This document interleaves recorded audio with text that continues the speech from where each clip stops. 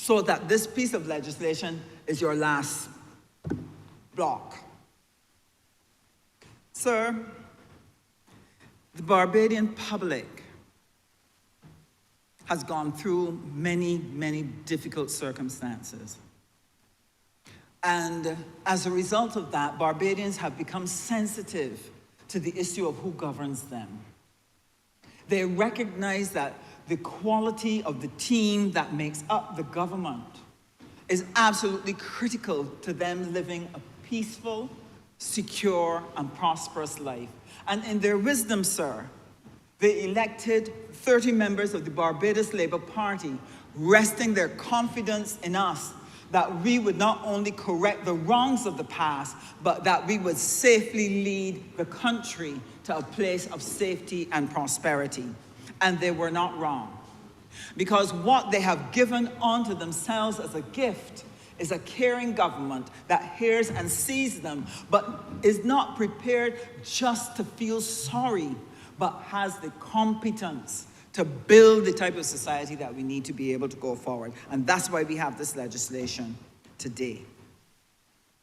But this piece of legislation is just part of a wide range of activities that have been put in place to help us deal with this issue of raising caring, strong, motivated, confident children. The first thing we need to understand about abuse is that it can operate on two levels. There's passive neglect, and then there's active abuse.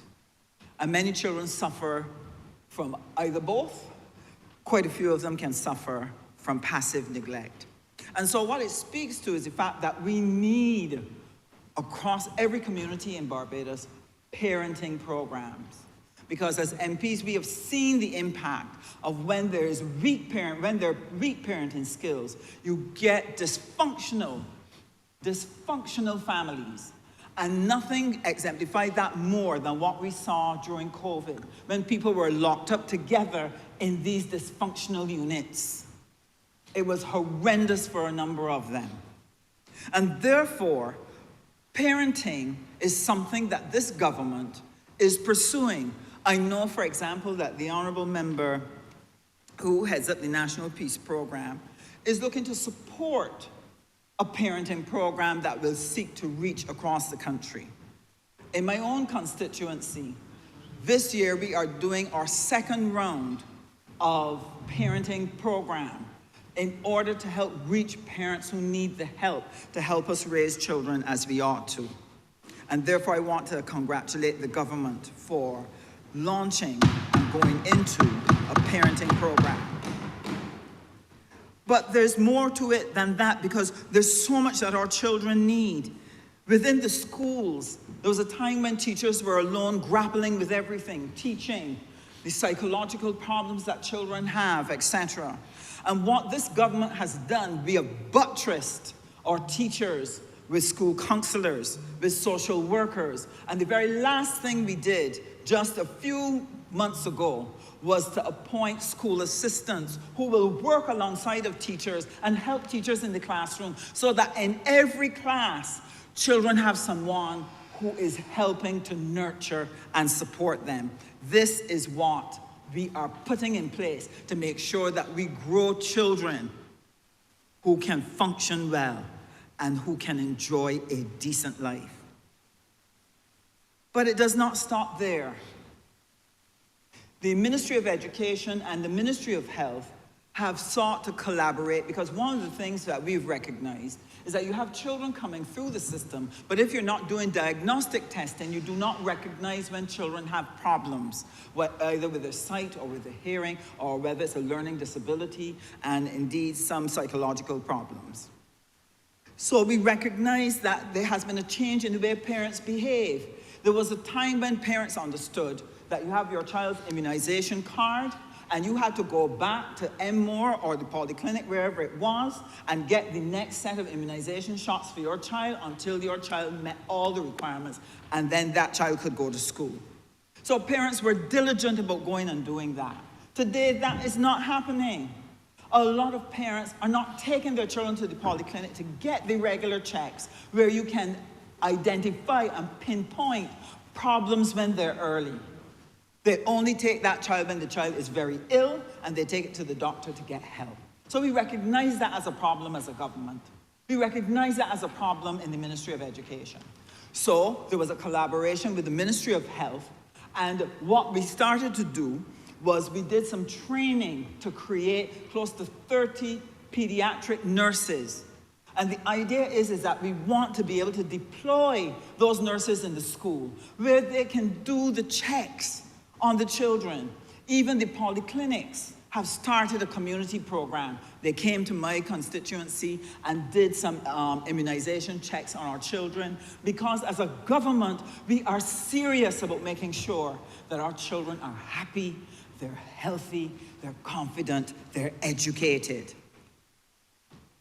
And I'm not going to forget the nutrition policy. I know some of the children have not enjoyed the reduction of sugar, and some of them have not necessarily enjoyed not getting all their fried foods.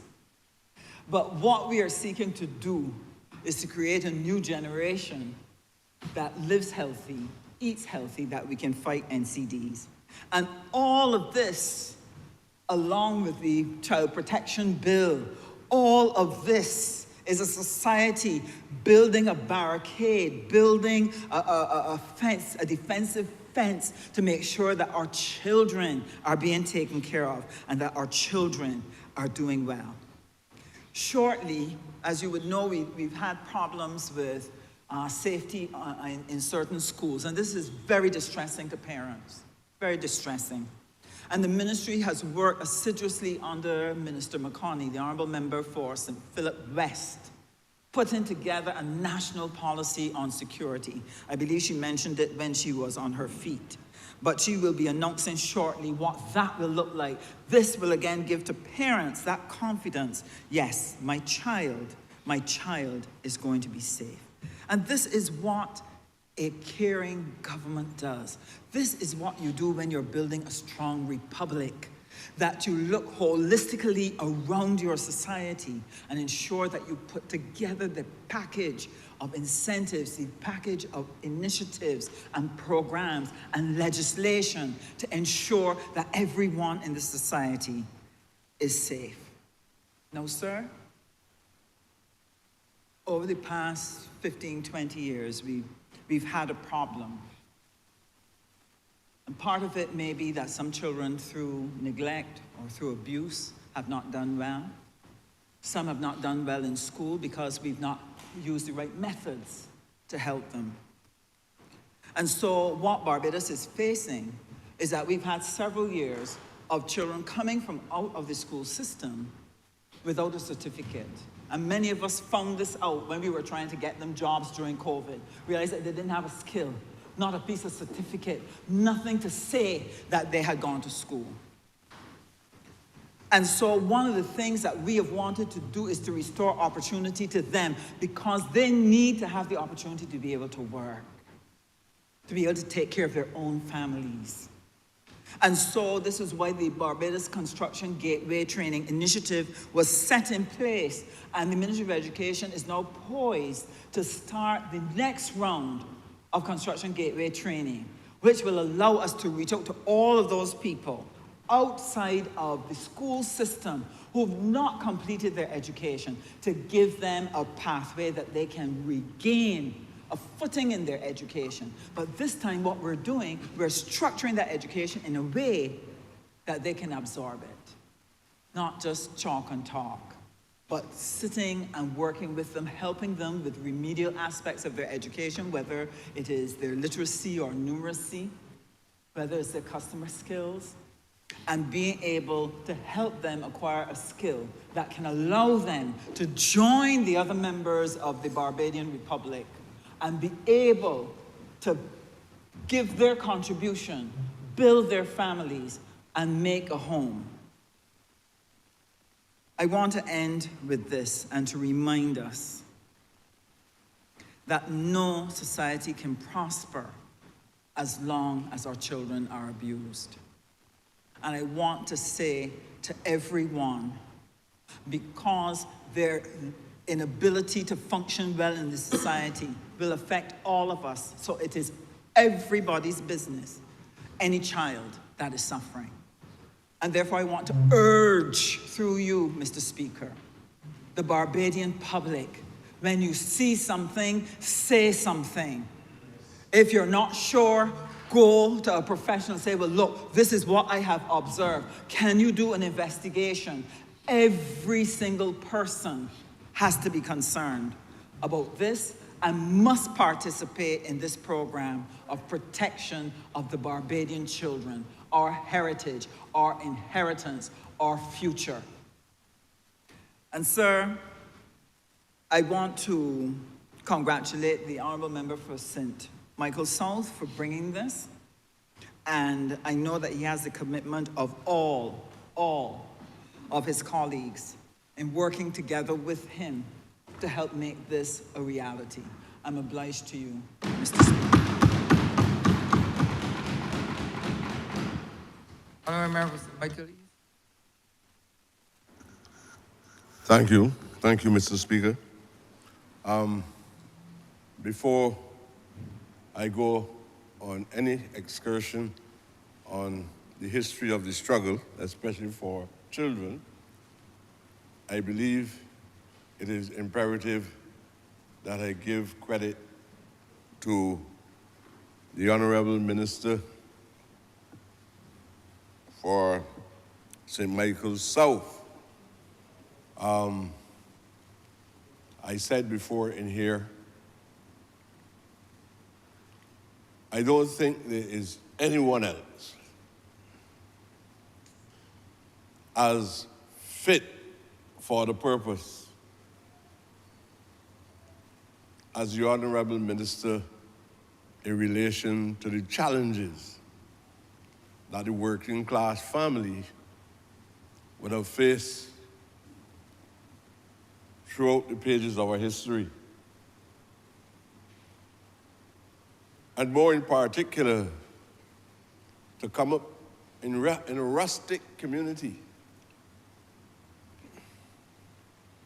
where children experience, and families, black families, experience a wide range of abuse. So he would have had not just the academic training for this specific job, but he would have had the pragmatic experiences of living in a community densely populated,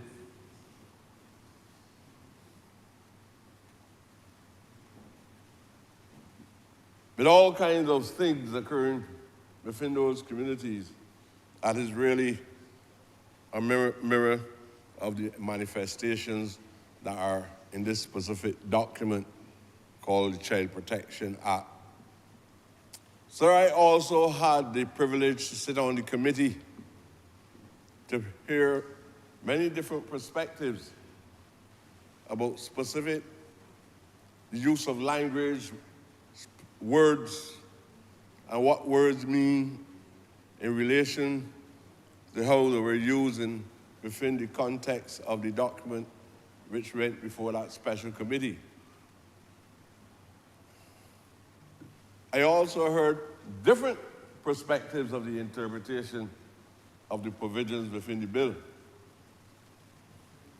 Nothing that I heard merit the kind of public outcry that we were experiencing coming from the introduction of this specific bill to this Parliament. And therefore, I believe, based on the void and the substance of the discussion, that what happened in the public domain was nothing more than an effort to achieve some level of political expediency. But when it comes to the substance of this bill, it was a flawless, except for minor typographical errors. It was a flawless document. It was thorough. It is a document that can place itself within the framework of modern reformation. And he is a modern reformationist, sir. There are very few around. And I believe that he's also a harmless individual. I don't know why an effort would be made to demonize the intention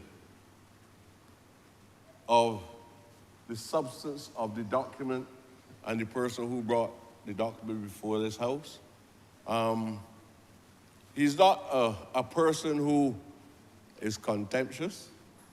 You might attribute that to me, sir, but he's not.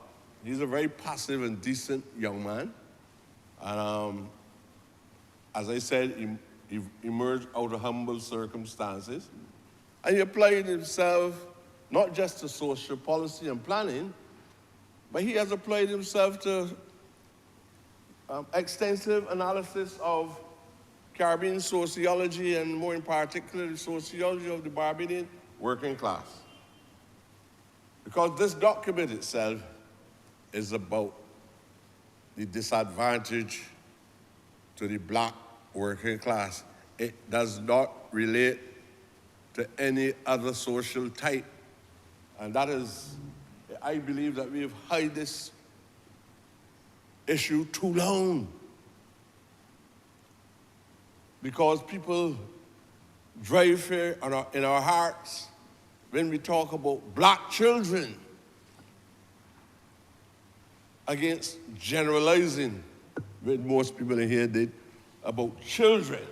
So other people who never had these experiences don't even understand what is this alien debate about? What are they talking about? We don't know anything about these things. We don't know about foster parents. We don't know about adoption. It is about our people whose family life went through all of these rough patches in our history, that the minister who is trying to modernize legislation has applied himself to. And there must be a preamble that gives clarity to what we're talking, because one of the difficulties that we have had for a long, long time, until in probably recent 10 to 20 years or so, is people being a little more specific about these challenges. So you can only feel it and understand it if you are fully understood that the minister was talking about the problems of black children. We are talking about a body of individuals who, even when emancipation was given, sir, those children who were under the age of 6 did not enjoy the benefits of absolute freedom. They still had to go through, the children had to go through an apprenticeship period at 6 and under. Still had to go back into the bell. Still had to go on the sacred soils of Cotterton Plantation. Do some hard work.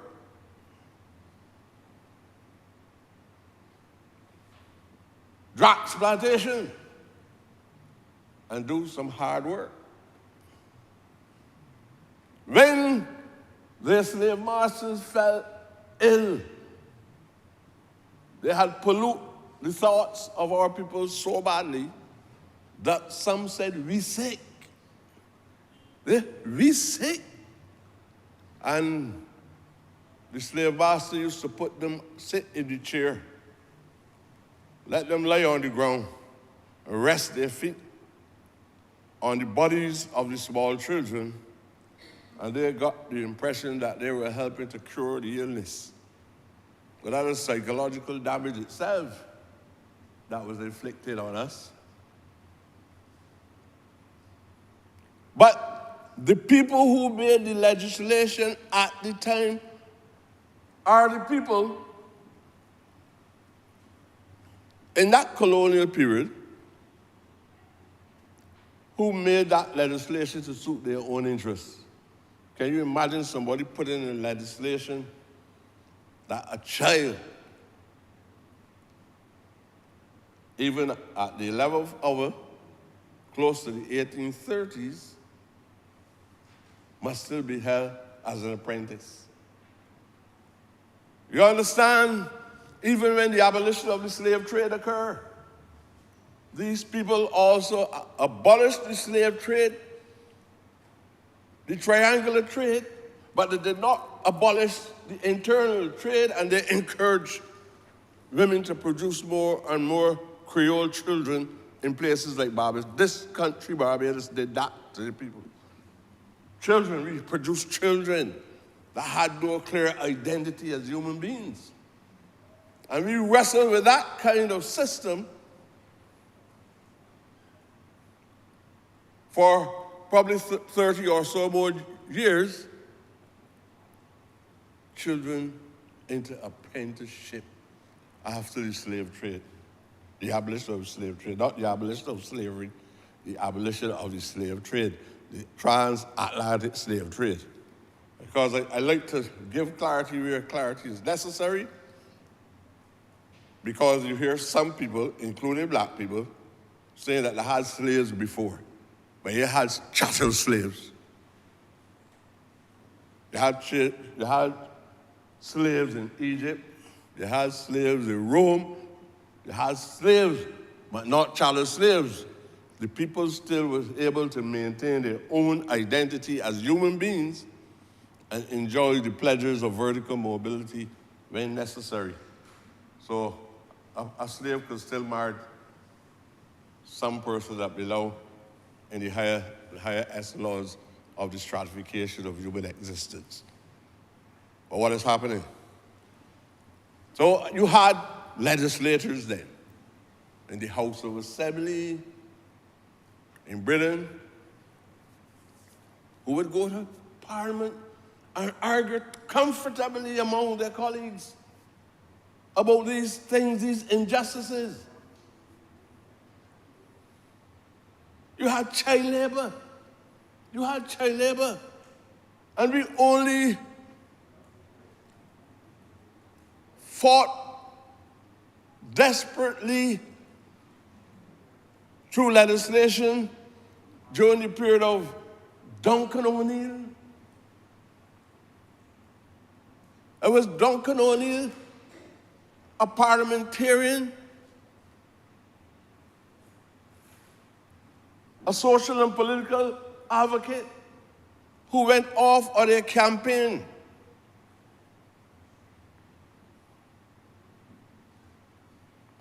to get rid of child labor.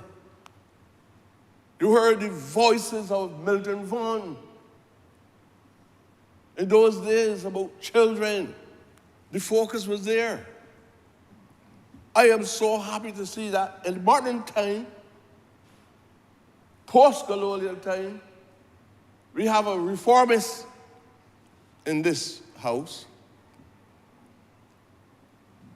who recognize that we still have miles to go in order to create comfort for our children, but more extensively for our family. That is what the Honourable member from St. Michael's South brought to this table, and found himself facing, I almost call it counter-terrorism, because he brought a piece of legislation that is so significant in uplifting the quality of life of not only our children, it is part of our family. You hear, sir, about why our children experience all kinds of problems in life. Diabetes. The honorable members in here with a medical background can correct me if I'm right or wrong. Hypertension. Could not even get a good meal to eat, and everybody drinking as much sweet water as possible. Nobody cared. And children at a very early age was experiencing hypertension and diabetes in the system. If a minister comes now and try to put instruments and provisions in place that will protect the lives of the black children across this country, you don't have to do it for anybody else, not that you're contemptuous of anybody else. There's where the problem lies. That's where the problem lies. You're talking about children who never had an education in the early 20th century, children struggling to get into primary schools in the 20th century. And what the minister has done here, sir, is to bring modern legislation, the very opposite of the theories, the philosophical concepts that would have shaped the pre-independence period, the thinking of those people. They thought in diametrically opposite to what the minister is thinking today. It's like two different strands of thought. One is the opposite to the other. Now we have the time to do all that we can. There's a necessity for a collective understanding of what the minister is trying to do, what he was trying to do. Not that we don't respect the persons who helped with the drafting of the document. But another minister would come here, and when he put the coat, or when he put the fabric over the nakedness of this legislation, you would not be much wiser. And the minister might not be able to defend himself. I didn't hear the minister on this occasion, but I heard him on the first occasion. And when I came up the stairs, sir, I heard praise for the contribution in a way that I've never heard about any other submission before this honorable chamber. And that is not a common thing. You don't normally hear that. So I came to the conclusion, with my man, you would be guilty of a breach of loyalty to your trusted friend that you know over the years expressed these views of redressing these ills as long as he. In fact, even before he came to Parliament, he was saying to me, if he had. And I say that because he was an officer when I was the Minister of Social Transformation. That's why I say it. So I'm not into any theatrical exercises. I worked in the same ministry. I was the minister, and he was in charge of the Gender Bureau. He was appointed to the position in the Gender Bureau because it was the Women's Bureau. That's why I say this is about a family matter, because issues of gender, issues of women, conflicts between male organizations and women's organizations, I know about them. I know when Misa used to express their views. I know when Now used to express their views. And it was in this family, it was as if there was major conflict between males and females. And I thought he was the best person to be referee in these battles, sir. When I spoke to the then Honourable Prime Minister, he asked me, are you sure? And as a consequence, he became the director of the Gender Bureau. He had all kinds of challenges to deal with. So it's not just about the Child Care Board or the Ministry of Education. It is about many other departments and ministries that important social issues must be addressed. I don't want to, sir, I don't want to take up much time on these issues. But I strongly believe that sometimes when these things are implemented, you don't see the immediate benefits of it. Because it deals with process, sometimes it's a new methodology, but it is obvious that it's an attempt to allow the system to operate even in a more humane way than it operated before. And that children must feel the essence of the liberty that comes out of legislation of this type. Children must be able to understand. So that's why I've been also saying we need to feature physically the Convention of the Rights of the Child. I've been making that point all the time.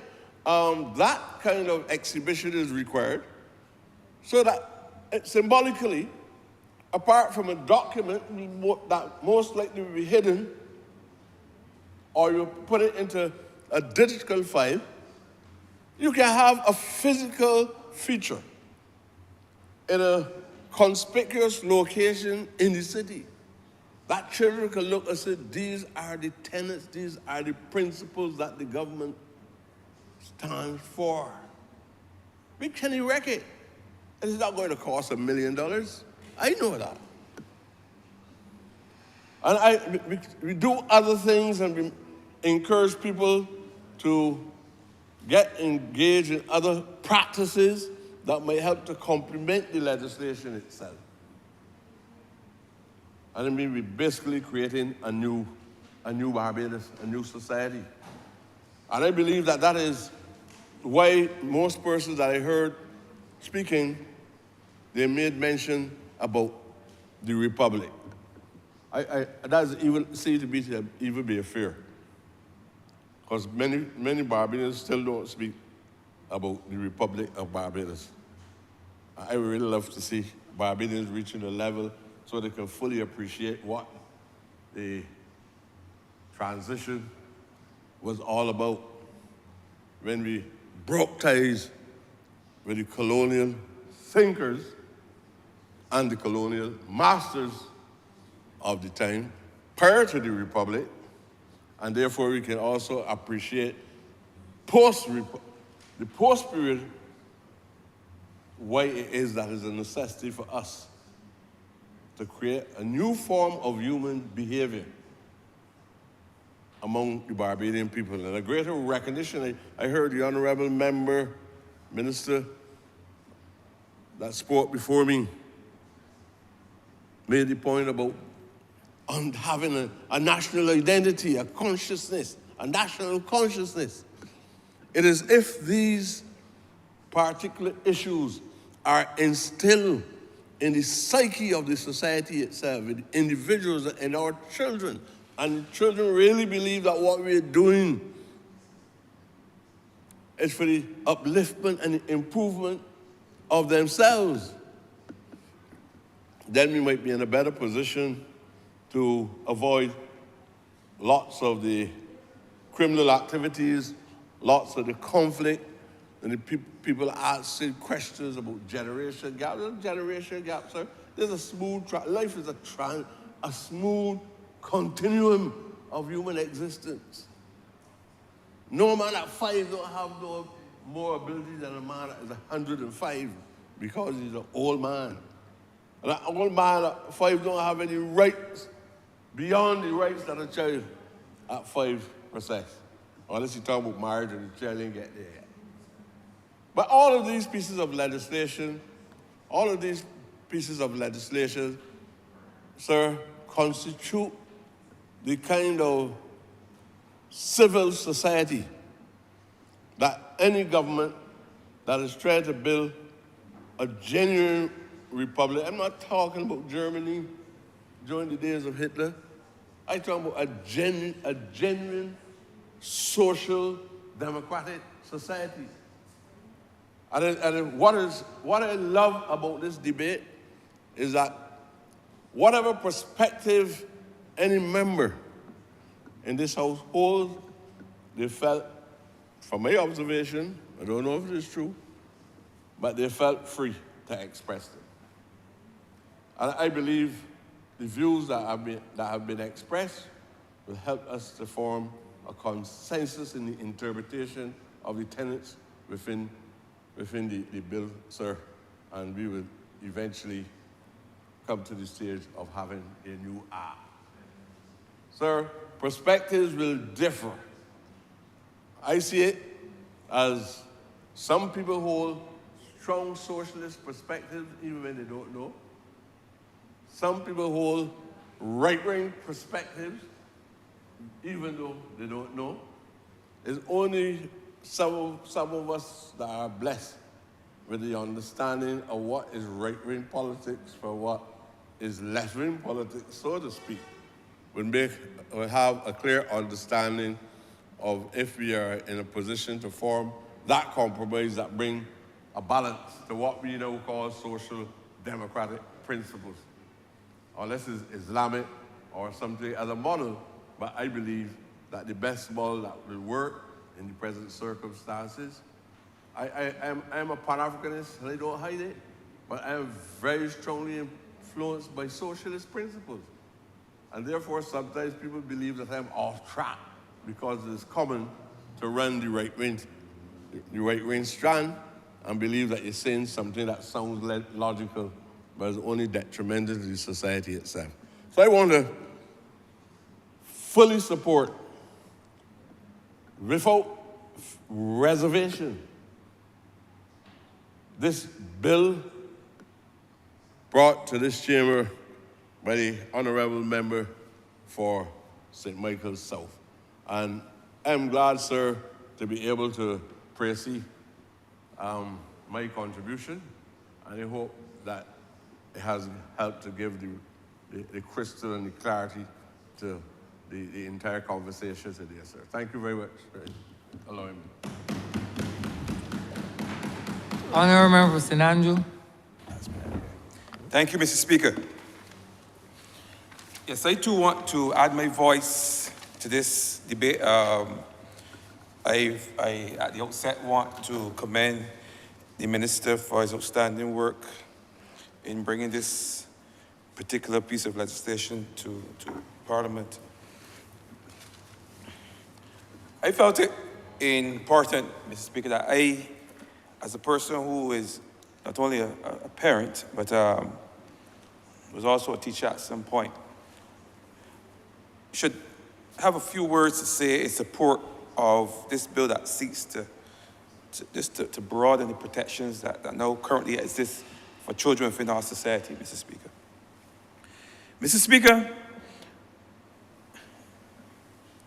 children living in today's society are characterized by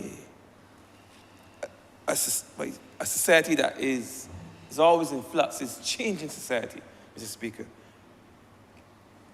And though children are adapted to that change, sometimes us as adults do not readily adapt to the changes that we see in society.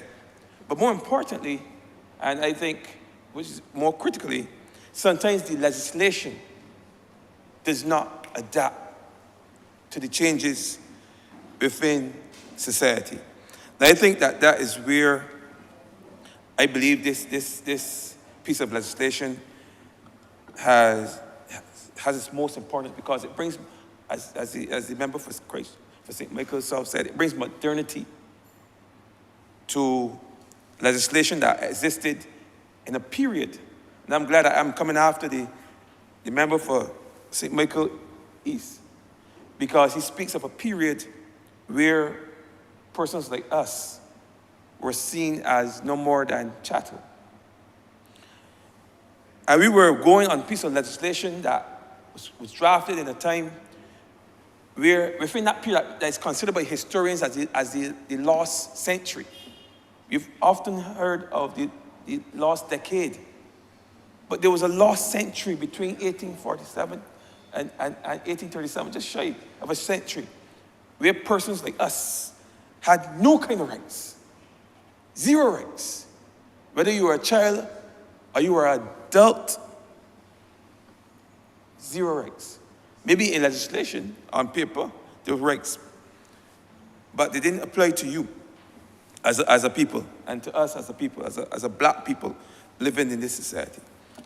But yet, we draw on that period to protect our children. It says to me that legislation really has not kept up.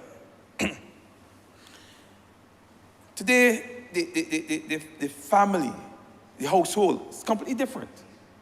The needs are different.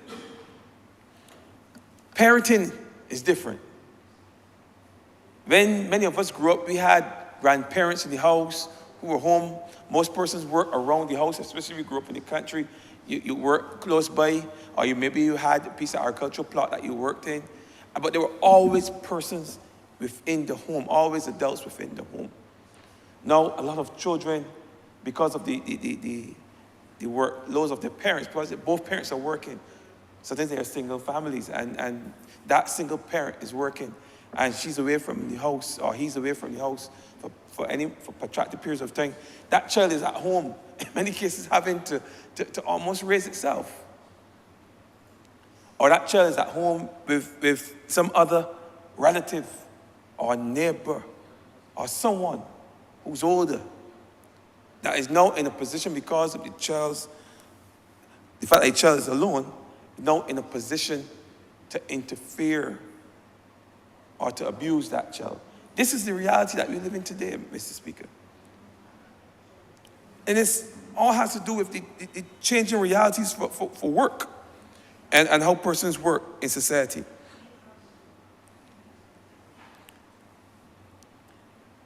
And what has resulted, and we've seen it over the last couple of years, is that there's certain forms of abuse that I believe have almost become normalized.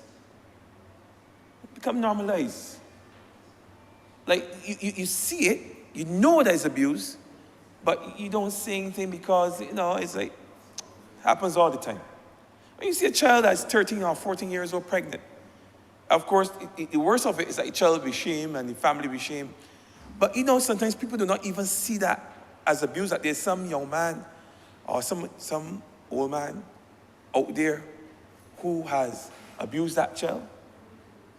That means that we have normalized, in some societies, not everywhere, that whole thing, that the worst that could come of it is that the child be embarrassed and the parents be embarrassed. Not realizing that the child's life is changed forever, sometimes for the worse. Not realizing that the child's education is disrupted, sometimes never to resume. Not realize that psychologically, the child is damaged. Because that child now becomes, at 13 or 14 years old, an adult. And in some extreme cases, that child has to then fend for itself at 13 and 14 years old and undergo even more abuse at the hands of unscrupulous adults in order to survive, and for the child that the child has given birth to survive. And this is just some of the realities that we face. And I said that because I want people to understand why children have to be protected. Because a lot of us have never experienced these things. But being a teacher, I've had the unfortunate situation where I had to speak to children who've been abused. I've seen them at school with 2 and 3 months pregnant before they have to leave and go home, because after a certain time it's not safe for a young child to be in a school environment pregnant. I've seen them before that period, so I know these things happen. And I've also seen that in many cases nothing becomes of it in terms of the fact that the parents either do not want to press charges against the individual. And because of, I mean, sometimes they think they have practical reasons, or maybe the young man will help support the child.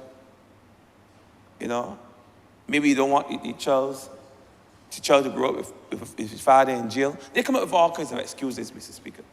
All kinds of excuses to let people get away with murder practically. To let people commit a crime, to let people abuse a child and with impunity and get away with it. I think these are things that have to stop. There are parents out there who are not willing to do what it takes to ensure that these things never happen to children in this country. And I think it's important that the state put the necessary bits of legislation in place to ensure that children are protected for situations like that. There's no good situation or no good reason why a child that is abused at 12 and 13 years old, 12 and 13 years old, should be allowed to go and live a normal life where the abuser gets off and comes around the child on the guys that they're supporting the baby or the guys that they're supporting the family. No, it should never be allowed to happen. I remember as a young boy working at DW, a little girl she was 11 years old and pregnant. 11 years old and pregnant. Big pregnant too. Oh, she was actually there pitching marbles with us. And in that community, people were busy, but it was like almost, it was normal. You know, like, yeah, she's pregnant, so what? So what? You know? No, we should never be in a situation where we normalize that kind of behavior. And I think because of the limited scope in terms of intervention that the previous legislation had, we were restricted in that regard. But now I find that we now have expanded the powers of the authorities to intervene, sometimes way before the situations get to a head, sometimes way before the situations get to where they are. And I think and that is what had certain people who felt the need to protest, against the interventions of the state. Because there are persons, and I experienced it just recently when we were in a session of the Joint Select Committee that looked at the cybercrime bill, where persons do not see the need for early intervention. Where we were discussing, and the honourable member for St. Michael's South Central just left, but she was there. And persons were saying to me, after we discussed that the police should have the right, or the state should have the right to intervene before a crime is committed, persons said that was intrusive, that was overreach on the part of the state. But in actual fact, we were speaking of situations where you have in this society now that has changed, where you have cyber grooming as a form of abuse, where an adult man, could sit down on a phone and send sweet nothings to a 12-year-old or 13-year-old. Yes? I make plans to meet that 12-year-old or 13-year-old. And let me tell you, I'm no scientist, I've never done, but I've read on occasions that when you read something is far more impactful. When you read it on WhatsApp or on social media, something is far more impactful than if you said it to the person in person. You know, when somebody writes something to you, you know, you look in their eyes, you know they're joking, you know they're just gaffing, or you know they're serious. But when you read it, you can only interpret it how you imagine the person is saying it to you. So a small child that doesn't know any better and someone writes something sweet to them, pays them a compliment. How nice they look in this cool clothes. You know, you're blowing that child's mind. And you doing quick, so you have the child's confidence, and you've gained the child's trust. And you now have the ability to do whatever you want to do with that child. You could get that child to meet you anywhere.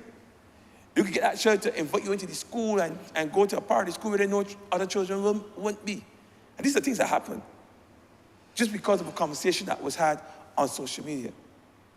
And you were saying that we should not have, as a state, the authority or the flexibility or the means to intervene long before that conversation gets to the point where a physical meeting is put in place? No, all that is abuse. All that is a form of abuse. That's a form, you get into a child consciousness. I like the term that the member used. You get into a child's consciousness. And first make her to believe that A, what you are saying to her or him is more important than what the parents was teaching them all their lives. And B, that coming and seeing you in a physical space and let you do to them what you were begging them to do online, in the real, in person, is okay, is a form of abuse. And I think that any person who engages in that type of activity should, long before they see the child, that the state should intervene. There should be a process where that person is snatched up, locked up, and just like the member for St. John, after summary conviction, and then put on a list. So that people all over Barbados will know about, see, you're pitiful, man. What list? Nasty. So I support that. And I think any piece of legislation that seeks to put any form of protection in to protect our children from those kind of people, those predators in our society, predators, I would give it my full support. And the sad thing is that there's still some who do not see that type of behavior as predatory, that don't see that type of behavior as wrong. You know, as a student, you would often come outside and you would see big men. I mean, they were young men. They were probably in their 20s, most of them. But they were big men compared to the 15 and 16-year-old children in school. And they were waiting outside the gates. They were waiting in the van stand. They were waiting on the vans. They're driving the van sometimes. They're conducting the van sometimes. And they're waiting and they're scoping. And they know that the odds are that some child, some little girl, of the thousands of school children in the school system in Barbados, some little girl they're going to hook. Maybe one or two. And you see this, and within that culture, this is treated as normal. So that's why I think it's important that we have to change the culture. That means that we have to lock up some people in this country.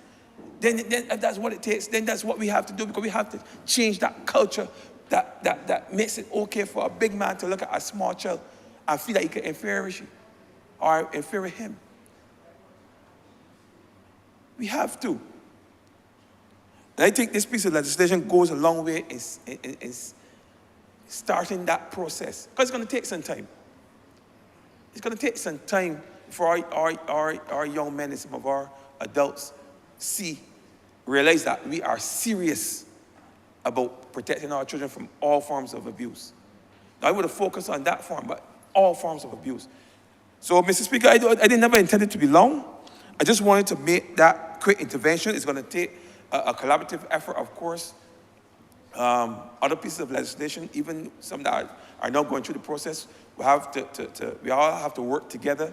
Departments, certainly education, those in other fields have to work together to ensure that every measure, every step, everything is done possible as a state to protect our children. And Mr. Speaker, I'm obliged.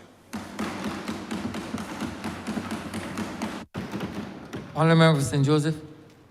Mr. Speaker, I believe that we've had 2 days of excellent presentations by members of this chamber. And I suppose that anything that I might say now would be considered to be trying to gild the lily. And I know you know well what that means, sir. The depth of the presentations have been extraordinary, and perhaps more than anything else demonstrate a human side of this government that is sometimes ignored or forgotten when we talk about taxation and new criminal laws and a whole set of other stuff. We've always made it clear that our social program was to take on as much importance as all of the other programs. And one of the things that has always been clear to us, even from opposition days, has been the fact, sir, that we were relying on very old legislative instruments to govern modern Barbados. And you know, Mr. Speaker, we've had a lot of criticism of this bill. And I suppose they say if you're in a boxing match, expect to get a few cuffs. So in the cut and thrust of politics, in the cut and thrust sometimes of governance, you will always have criticism. And in fact, it's also said, Mr. Speaker, if you don't get criticized, then it means that something is wrong. We've taken the criticisms in our stride. We recognize that at this point, we are looking to completely transform the relationship between the state and our juveniles, and the relationship between individuals and our juveniles. And therefore, it is anticipated, it is expected that there will be individuals who are uncertain as to what it is we are bringing. I'm not going to go over what we are bringing, Mr. Speaker, and I'm not going to be long. My colleagues have done that more than ably. But, Mr. Speaker, to have had a piece of legislation dating back to over 100 years, at a time when the concept of rights of the child was non-existent, at a time when Barbadians largely survived in a state of poverty, at a time when the supervisory role of the state was minimal. Mr. Speaker, laws for that era cannot govern us now. It is a delicious irony, sir, that we had a piece of legislation called, but we still have it, the Prevention of Cruelty to Children Act. And in the laws of Barbados, it is located more or less around the same place as the Prevention of Cruelty to Animals Act. And I believe that if you check, Mr. Speaker, you will see that they were both passed at the same time. I would not be so brutal as to say that the politicians of that era considered or to consider their animals and children through the same lens. But it is a coincidence, Mr. Speaker, that we should be unhappy with. It's a coincidence, Mr. Speaker, that we should rail against. Our children, the children of Barbados, need to have a new deal. And this piece of legislation brings it.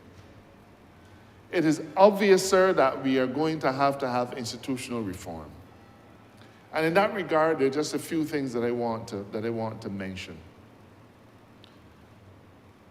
In this piece of legislation, there are not a lot of penal provisions. It doesn't mean, sir, that wrongs done contrary to the provision of this act are not being treated in a very serious way. But we recognize that it is very easy to say, if you do this, it's against the law, and you will end up in court, and on and on and on. And if you do that, there's another breach. And we have many pieces of legislation which really tells you from section to section to section to section what you cannot do. This act, sir, in many respects, tells people what we expect of them. It tells people in quite clear terms the standard to which we intend to hold you in relation to the children under your charge. This act reinforces the values that Barbadians instinctively hold dear. I really have to reflect on the criticisms that this bill got. And I really wondered whether these individuals were living in the same place that we were living in. They made all kinds of scurrilous accusations that we were trying to bring an LGBTQ agenda into how we deal with children, that we were trying, all kinds of things that bear no relevance at all to the act. And the one common response that they gave when challenged, well, I didn't read the act, I saw it someplace on social media. Mr. Speaker, this is a serious administration. And we at all times have engaged with Barbadians in every forum, in every one. We've not run away from the hard questions. We've not run away from the ideas that challenge what we think is right. And in many respects, where we see that there's an opportunity for a middle ground, we find it. Where we see there's an opportunity for compromise or to accept a different view, sir, we've done so. This bill will protect our children in a way that the legislation in previous years, in the previous era, did not. It has benefited, Mr. Speaker, from a tremendous amount of study. It has benefited from a tremendous amount of social work. It has benefited from the input of all of our specialists. And I'm proud, sir, that we've had a hand in bringing a new deal to our young people.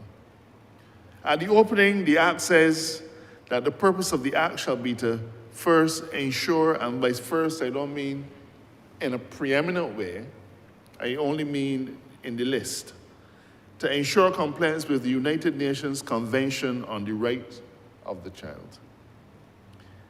It is also to ensure compliance with the Universal Declaration of Human Rights and all other international instruments to which Barbados is a party, with special regards to those which afford the child the necessary protection and assistance so that he can assume his eventual potential in our society. It is to promote the welfare of a child, to promote the care and protection for a child. It is to protect a child from abuse and neglect, and to ensure that the best interests of the child is given paramount consideration in all of these matters. Mr. Speaker, nothing in that list could be said to offend the moral standing of Barbadians. Nothing in this list could be said to offend the values that Barbadians hold dear. There's not a person within earshot of this Parliament, if you ask them, would you want us to pass a law to protect the welfare of children, to provide for their care and protection? So there's not a person who would say no. We understand that there is some difference in how you achieve it. But I think, Mr. Speaker, that this bill strikes the right balance. It reinforces the importance of parental control and guidance. Nowhere, sir, nowhere are we taking away the powers of a parent. The state will intervene in circumstances where the level of care and welfare of a child falls below the mark. But what is that mark? This is not a case where you look at somebody who is poor and say, well, you're not able to take care of a child. Mr. Speaker, you and I both came up in environments where our parents were poor. But we had the benefit of loving families. Those are Barbadian values. The Prime Minister spoke about some of the things that helped to focus her when she was a child. You know, the interesting thing, Mr. Speaker, is there is no law to tell you how to raise a child. And you and I both know that children don't come with manuals. They're in a box of instructions telling you what to do or what not to do. We almost instinctively know what is right, but we have a whole society that helps to guide us as well.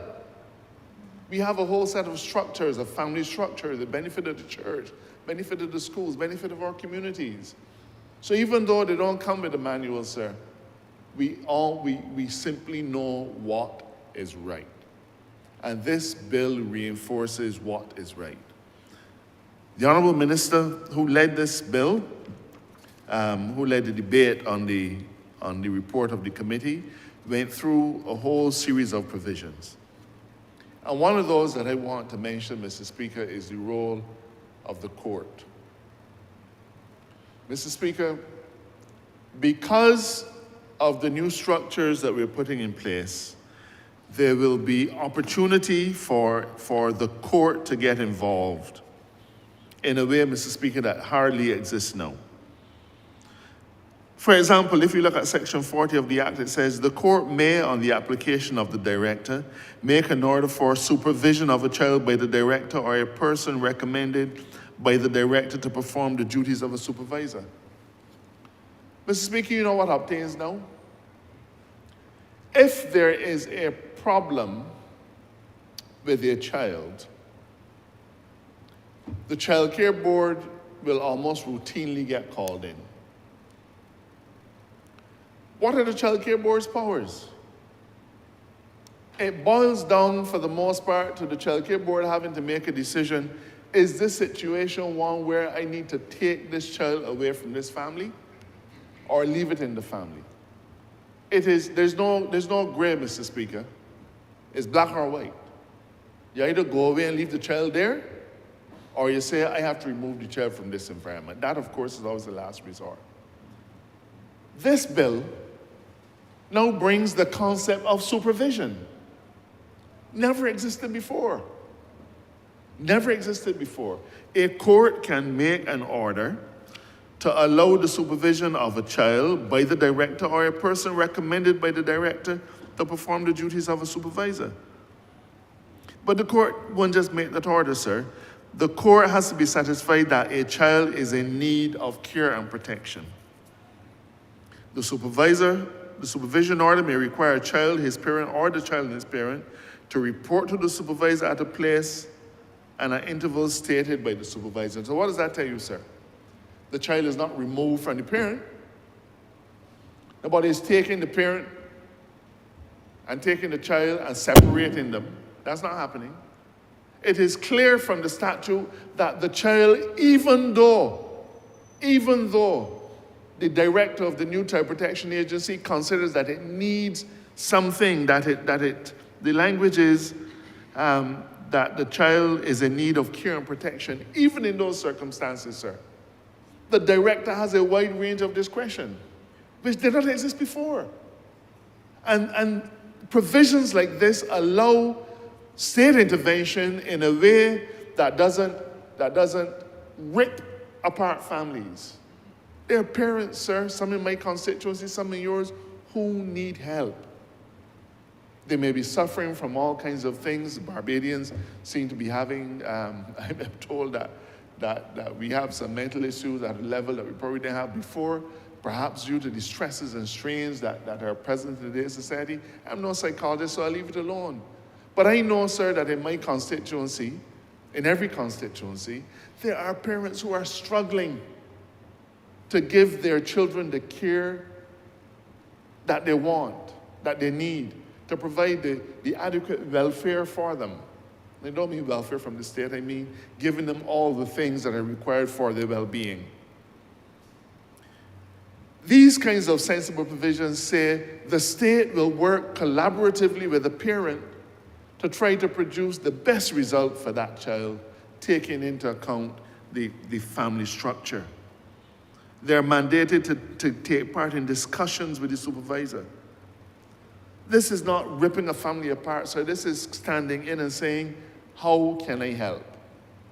The state is at its best, Mr. Speaker, when it is able to reach out a gentle hand, a soft touch, and say, let me help you. Let me help you. So for the first time, sir, we are looking at the issue of child welfare, child well-being, through a completely different lens. We're going to be getting rid of things like wandering, sir. And I know people who got sent up Dodds because they were wandering. And I know that's going to be discussed in next week's bill, but the point I'm making is that our legislation had, and I know the member who spoke twice before me, will be talking about the laws that were made by the planter class. Laws that were made by people who are not like us, but that reflected a value system that made sense to them. So we have these Victorian laws that would talk about wandering and so on, and that the police could pick up a child and carry them up Dodds if they had no reasonable explanation. And I've seen individuals, I know them. We all know individuals, youngsters who've been picked up like that. Mr. Speaker, this act, despite whatever the naysayers say, provides a soft touch by the state. But, Mr. Speaker, it involves the courts. And in that regard, let me just say very briefly that while we do not have a structured division to deal with matters related to children, we do have a family law division where there are dedicated judges. It isn't a big division, so I believe there are 2, at most 3 judges who are assigned to the family law division. But that is a far cry, sir, from when I started practicing law and when you started practicing law. Because there were no divisions. Everybody did everything. Everybody did everything. Today you're doing a personal injury matter. Tomorrow is a defamation action. Next is a construction case, and on and on. And somewhere in there you're tucking 2 divorces and perhaps a maintenance matter.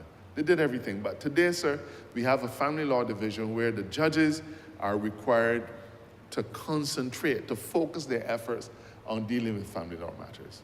And I've told the minister that with the swearing in of a new Chief Justice, which happened today, that I will make sure that his department meets with the Chief Justice at the earliest opportunity, because this legislation has the potential to throw up a significant number of new kinds of applications, and our judges need to be made aware of what it will involve. Judges don't practice their craft in vacuo. They get training in all kinds of things. And we're going to be meeting with the Chief Justice to say, Judge, Chief Justice, we have new legislation coming. We need your judges to be familiar with it, to develop protocols for how they want to deal with these matters. But the most important protocol has to be one of urgency. These matters are not going to be matters that you can afford to adjourn and adjourn and adjourn and adjourn, kick the can down the road. These are matters that are going to have to be dealt with urgently. Sir, I wish that we could set up a special juvenile division. I wish we had those resources. Perhaps in times to come, we may be able to carve out, when we see how much work is involved, we may be able to carve out a small subsection who can deal with this. But I believe that our systems are such that the family division of the Supreme Court will be more than able to handle the applications that are thrown up by this. But we have to have a dialogue with the current Chief Justice, who's just been sworn in, so that his judges are on the same page. Mr. Speaker, this is a novel. This is not novel. When we were working on the cybercrime legislation, we met with judges. We met with judges because they're the ones who have to be the deciders. And therefore, they need to be familiar with it so that when it comes to them, when matters come to them, they're going to be able to address them. The other matter I want to mention here, sir, before I sit down on a Friday afternoon, there are a number of things in this bill, in fact, mandatory reporting. There's a requirement for mandatory reporting, and that has already been covered off by my colleagues. I don't need to go into it. When we say mandatory reporting, it means that if a certain category of individuals, teachers, police officers, priests, other individuals like that, people who are likely to be in loco parentis of a child, or who because of their office have a special relationship with the child, if they know of something that is deleterious or harmful to the welfare of the child, they're under an obligation to report it. Now, nobody will say that that is anything wrong with that. No, nobody could say that. I hope nobody says that, because when you see things going wrong and it is 2 adults, you don't worry about it. They'll fix it. They'll work it out. They'll follow the agree back. You move along. Not the case when our children are at stake. There's an obligation to report. But how are we dealing with this, sir? This administration has taken the decision, for many reasons, that what we call administrative breaches will not be dealt with in the court system. So we will not be, for an administrative breach, we're not going to be charging anybody with a criminal offense, putting them in handcuffs, carrying them to the station, dragging them before the district or the district magistrate court. They got to go and stand up in the dock and all that kind of stuff. We're not about that, sir. That will be appropriate in some instances. But for administrative breaches, and an administrative breach, sir, is really a failure to do something that you ought to have done, but there's no criminal intent involved. No criminal intent involved. So in respect to the mandatory reporting, we've taken a decision that we are going to do as we've done in the Vendors Act. People who vend illegally, we're not dragging you before a court and giving you a criminal record. We're not doing that. So we're taking the same approach in relation to mandatory reporting in this legislation. It does not mean that it is not serious. Let's get that clear. Because the life and well-being of a child may be at stake if you see something and don't report it. But all we're saying is we're not going to treat you like a criminal if you make that omission. But the fine, the penalty, sir, is going to be fairly stiff. The penalty is going to be $5,000 for that. If you are aggrieved, then you can apply to the High Court, and the High Court can say, well, we can give you a break. We can remit the fine so you don't have to pay the penalty. We will reduce it because you really didn't know. You ought to have known, but you didn't know, so we can bring it down from 5,000 to 100. The judge could also say, you what? Man, they can double this. So if you are a person upon whom an administrative penalty is imposed for failure to report, then you can appeal to the court to get that done. Mr. Speaker, I don't want to labor in the chamber overly long. This piece of legislation is cutting edge, and it has my fullest support. I believe that in time, those Barbadians who are uncomfortable with it will see clearly the value of it and recognize that it has been done not just with the best of intentions, but upon the best of advice. I support this legislation.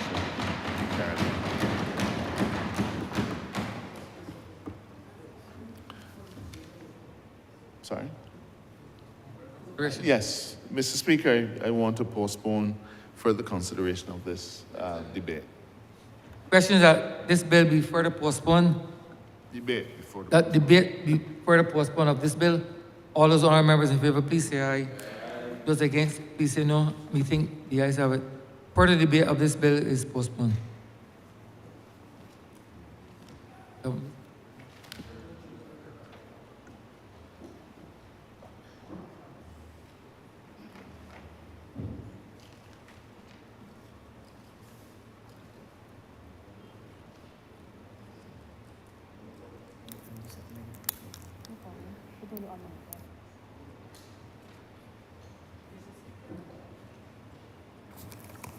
Mr. Speaker, order number 12 on the supplementary order paper in the name of the leader of government business to move the passing of a resolution that the Honourable, the House of Assembly concur in the amendment made by the Honourable, the Senate to the Income Tax Amendment and Validation Bill 2024.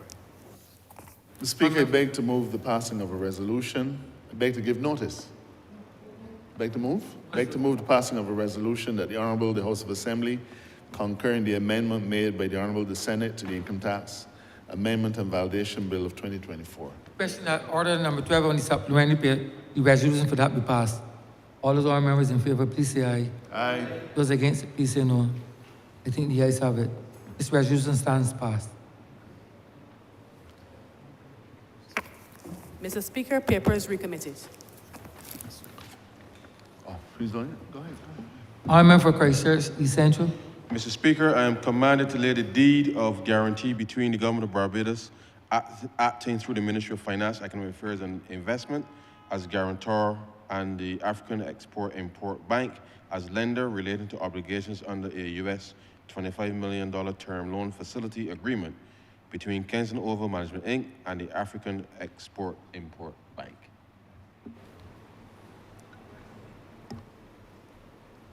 Honourable member, this is a correction to this bill. Right. Correction. Mr. Speaker, we've come to the end of our business for the day. Of course, I want to wish everyone a good weekend. Bank holiday on Monday. I'd like to move, sir, that we adjourn, Suspend, honorable member. suspend today's sitting until Tuesday, 21st at 10 a.m. Question is that this honorable chamber be suspended until Monday, the 21st day, Tuesday, the 21st day of May 2024 at 10 a.m. in the forenoon. All those honorable members in favor, please say aye. Those against, please say no. We think the ayes have it. This honorable chamber stands suspended until Tuesday, the 21st day of May 2024 at 10 a.m. in the forenoon.